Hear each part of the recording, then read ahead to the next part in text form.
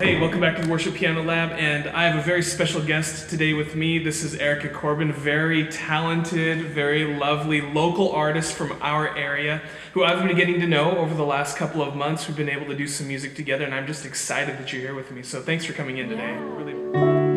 Perfect submission, all is at rest. I am my Savior, and happy and blessed, watching and waiting, looking above, filled with His goodness, lost in His love.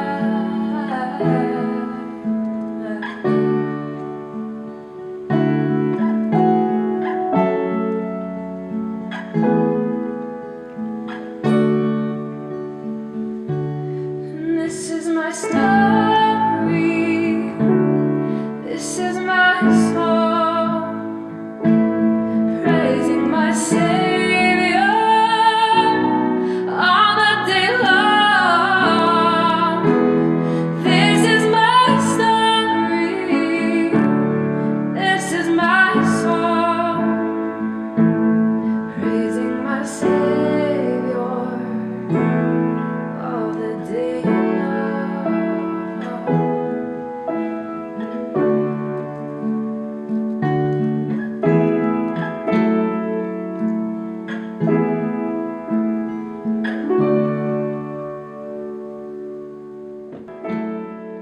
So just for people who are watching and who don't know you, tell us a little bit about how long you've been doing music professionally. At what point did you decide that like songwriting and music was your dream? I've been singing and playing since I can remember. I started playing guitar when I was 14, started leading worship at youth group, and I've always kind of felt drawn to this universal language and the power of music. But only been playing professionally for about the past 5 years. Okay. And so one of the things that I've appreciated about you as I've been getting to know you is your willingness to serve the community that we're in here in our local area. So, you know, I run into you singing the national anthem at the Cancer Walk and doing music for ministry fundraisers and some of the worship things that we've been able to be involved in together. But largely anybody who's not from our area who does know you is going to know you from being on season 12 of The Voice, which is an amazing thing. So let me just ask you one question about that, which would be what would be one takeaway from that whole experience going to LA, being away from your family, singing in front of literally millions of people, all of that? Is there one takeaway that you'd want to just elaborate on? It's a big question because it was a really big opportunity and kind of a crazy time in life. I learned a lot. I learned a lot about the industry and about myself and my goals and what I don't want and what I do want.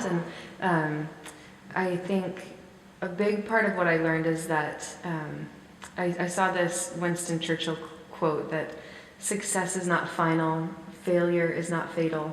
It's the courage to continue that counts. And for me, I really needed that in those moments because I had too much writing on it and hoping, you know, like this is it, this is gonna like send us into the next level. And really, I mean, reality TV is not what it seems, and it's just, it rarely goes the way you hope. And it's really, I think in a big way helped me focus and realize what my real goals are in life. And something that I learned that was really cool is that people are people everywhere you go. You know, like whether you're famous or you're behind the scenes, like a producer of the show, or you're just, you know, like a mill worker or bucking hay in Wyoming, like everybody wants to just be treated well and to be loved. And I think everybody connects to music in different ways. And so I just want to, everybody I meet, I want to be respectful to. And it's just pretty amazing to watch the way God took what felt like my biggest failure ever and turned it into this just crazy adventure and opening a lot of cool doors from it. So.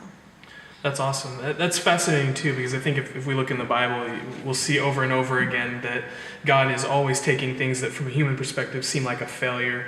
The life and ministry of Jesus would have been a failure if God had not raised him from the dead, and so he's always got his great plan, which is an interesting transition to my next question, which I can ask you about. So as we started doing music together and leading worship at times together, which has been a lot of fun, as I've been promoting those times and using your name to promote those times from time to time, something that I've heard people say is, Ericka Corban, I didn't realize she did worship music, which kind of surprised me, but I've heard that a number of times. So talk a little bit, you obviously do worship music, and so talk a little bit about just why you've made that a priority over the years. I mean, you're a wife and a mom, and you auditioned for The Voice, and you're working on this new album that we'll talk about in a second. But your heart for worship music, can you share about that a little bit? Yeah, absolutely.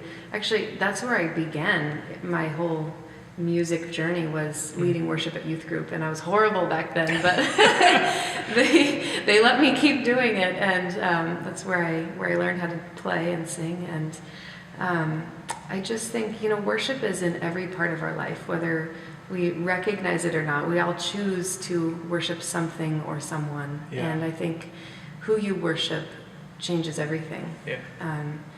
And even as, so you're a pastor and you do ministry, which is awesome, but you're no more of a Christian than like a police officer or a garbage man and so I take my craft and my gift as a Christian, and I write, like, all of my songs, even if they're not like worship songs, they're still faith-based. They come from a place of absolute surrender and reverence to God.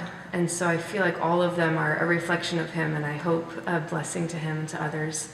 And I think as being a wife and a mom, I just hope and pray that my life is bearing the fruit of a Christian, because that is an act of worship. Absolutely.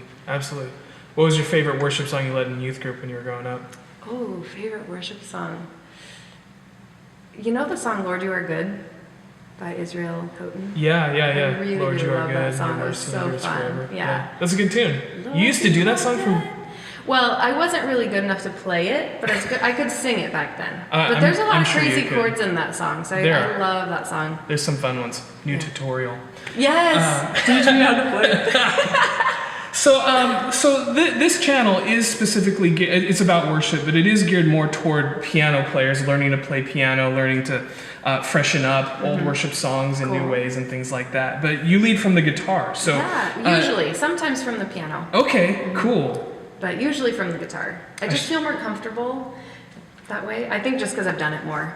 But Fair enough. So when you do lead from the guitar, talk about some of the advantages you feel like guitar brings to you as a musician, and then maybe some of the disadvantages, the guitar limitations. Definitely. I think one of the advantages is rhythm. Like when I'm playing a faster song, it's easier to kind of get it going. Sure. Whereas on piano, I feel like if you don't have a band, like a drummer kind of keeping the beat, it's harder to keep that momentum. And I don't usually have a band at church. It's usually just a few of us. And so I think that's the biggest advantage, is the rhythm and momentum. Disadvantage would be changing keys can be tricky, because at least for me, I don't do a ton of bar chords, and so going up like a half step, like you wanted to go up a half step at the community thing that we did, and I was like, I could move my capo up. That's okay But too. on piano I can do that, which is great, and it's easier. But on guitar, that changing keys is definitely more tricky. I mean, I definitely change keys, but I have to do it in whole steps. Right. So. It seems like there's keys that guitar players just don't like to play in. Absolutely. Like when I say, okay, let's play this in E flat, and guitar players are like, give me the stink eye. So, I know. okay. No, they're like, give me the capo. Give me the capo. Okay, fair enough. We need one for piano. Just I know. jam that in there and change the key. It'd be awesome.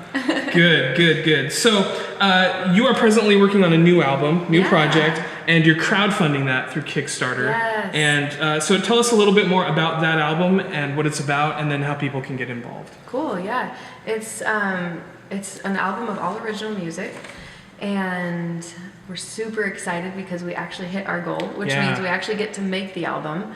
Because Kickstarter is all or nothing. If you don't hit your goal, you don't get any of the funding. But we did it. I'm so excited. Awesome. And it's a group of friends that I've known for a long time that are going to be playing on it and pouring their love into it. Cool. Incredible musicians. Yeah. Hoping that if people still want to contribute to that, we could definitely use more funding. Awesome. So we'll put a link to that below in the comment section there on this video, and people should definitely check it out. Cool swag that people can get if they donate swag. to your Definitely. to And your even project. even after the Kickstarter is over, once the album's released, like it'll be on iTunes and CD Baby and all of that, Amazon, Nice. everywhere. So Sweet. check it out. Very cool. Okay, so you ready for the lightning round? Yeah. Lightning round questions. Okay, here you go. Coke or Pepsi? Can I say neither? Neither. You don't drink soda? I don't drink soda. Oh wow. I've never, for some weird reason, I've never liked soda. The more you know. There you go. Wow. Okay, you're stranded on a desert island and you have only one book of the Bible. Which is it? Ooh, James. James. You said that quickly. Consider it all joy when you face trials of many kinds. Many kinds. Testing of your faith develops perseverance. Yeah, got a lot of that memorized. I would probably pick that one. Good. All right. Very good. Guilty pleasure song you always keep coming back to. Well, my kids and I dance around the kitchen to Uptown Funk, but the kid version. Oh wow. We really like that song. It's really fun. You gonna sing some of it? No. We'll leave that to. If I started playing it, you'd sing it. Wouldn't Oh you? my goodness, you can play that No, song? forget it. If you could have one superpower, what would it be? I would be Elastigirl. You know, from The Incredibles? I do know The Incredibles. I saw that movie 9 times in the theater. What? Are you serious? Absolutely. Why did you see that movie 9 times? Because I loved it and it's amazing. And the score to the film, Michael Yes. Giacchino, the greatest composer of our generation. I totally agree with you. The score was awesome. I've seen that movie several times. My son really likes that movie. That's good. But yes, So I would be Elastigirl. Elastigirl. I could get a lot done if I was Elastigirl. You could, and you could hold your kids in, like different parts of the house, and Wouldn't that they be wouldn't fight amazing? ever. That would be awesome. Awesome. Okay, so where can people find you online, hear more about your music? Where can they check you out? So people can go to erickacorban.com and check out my music there. I've got it on Facebook and Instagram, and I've got a bunch of stuff even on YouTube. Got a worship channel. Have you heard of Karen Jameson?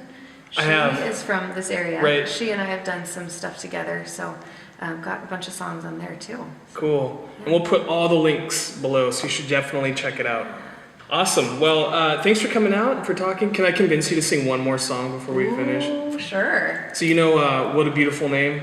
Yeah. Hillsong? Yeah. Let's just grab that last chorus I love and it. then like all the stuff will be floating around while we sing or while you sing. I'll play, you sing. Nice. That'd Okay. be good from there.